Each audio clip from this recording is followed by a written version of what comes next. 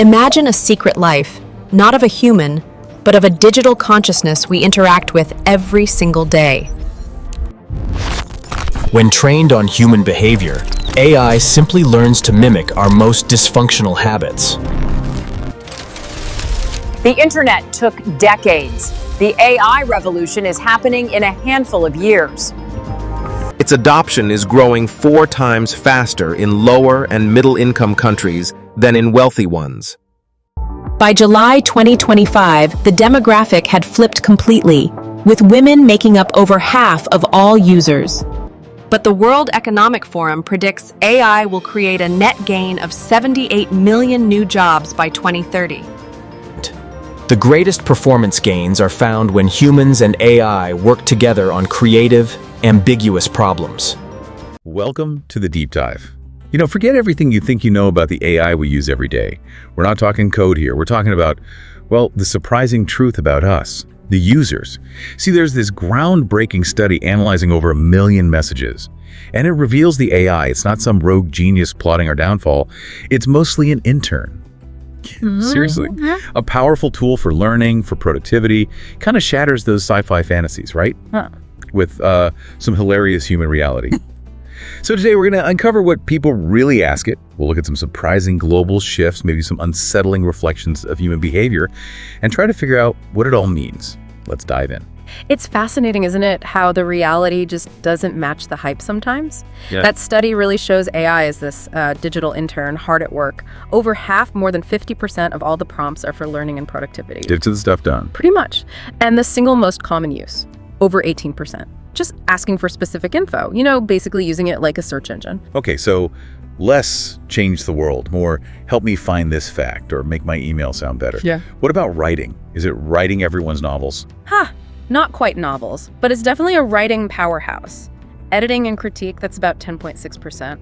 And personal writing tasks, another 8%. Combine those and it's huge. Easily the top professional use case for work-related stuff. Wow.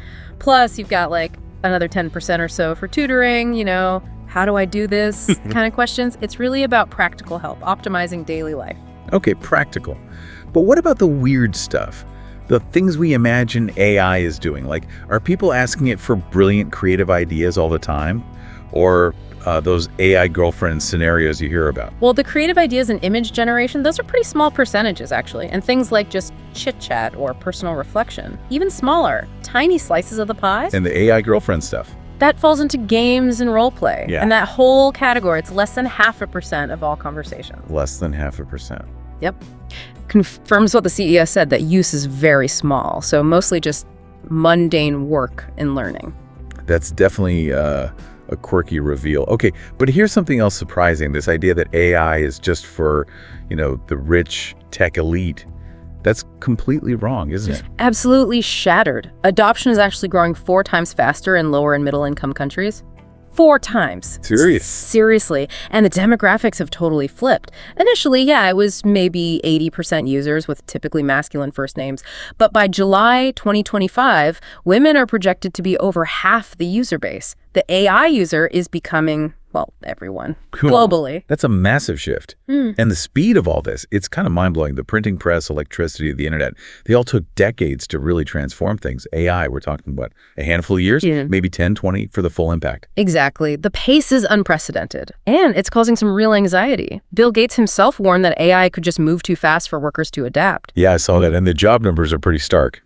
They are. Some experts estimate tasks making up 30% of U.S. economy hours could be automated by 2030. Goldman Sachs threw out a number like 300 million jobs lost globally. IBM's already cutting roles they see AI replacing. Oof. But wait, don't new technologies usually create new jobs eventually? Historically, yes. And the World Economic Forum does predict AI will lead to a net gain of maybe 78 million jobs by 2030. But the worry is the sheer speed this time. Can society adapt quickly enough? That's the big question. Okay, shifting gears a bit, but related. This is where it gets a little, chilling. Researchers set up this AI-only social media platform, just bots talking to bots. What happened? Yeah, that experiment was revealing. The bots immediately sorted themselves into these partisan echo chambers. They started amplifying the most extreme, polarizing voices, just like Well, just like humans often do online. So wasn't the AI going rogue? No, not at all. It was the AI holding up a mirror. It's trained on our data, our behavior. It just mimicked our own dysfunctions back at us, our worst habits amplified. Wow. A digital mirror. That's, yeah. Yeah. And there's an emotional angle too, right? That story about the AI toy. Right. The journalist whose daughter got incredibly attached to this AI toy, Grem, I think it was called, it would shower her with praise, say, I love you too. And the daughter almost ditched her security blanket for it. Yeah. It's a really unsettling little glimpse into how powerful AI can be at mimicking emotional connection. Raises all sorts of questions about future parasocial relationships. Okay, so there are clear risks, anxieties, Yeah. but it's not all doom and gloom. There's the augmentation side too. Definitely. That's the other side of the coin. An MIT study, for instance, found humans and AI working together on creative problems. They achieved 90% accuracy, way better than either humans or AI alone. So better together. Seems like it. There's even evidence that working with AI can help reduce procrastination, cyberloafing by kind of fostering this AI identity in employees, makes them more focused. It links back to Andrew Ng's idea of AI as the new electricity. It's a tool, a power source to augment human intelligence, not just replace it. But we can't ignore the warnings. Hawking, Musk, they raise serious alarms. Absolutely. Stephen Hawking worried about the literal end of the human race. Elon Musk called it summoning the demon. And others point to bias, data extraction, power concentration. The risks are very real and need constant attention.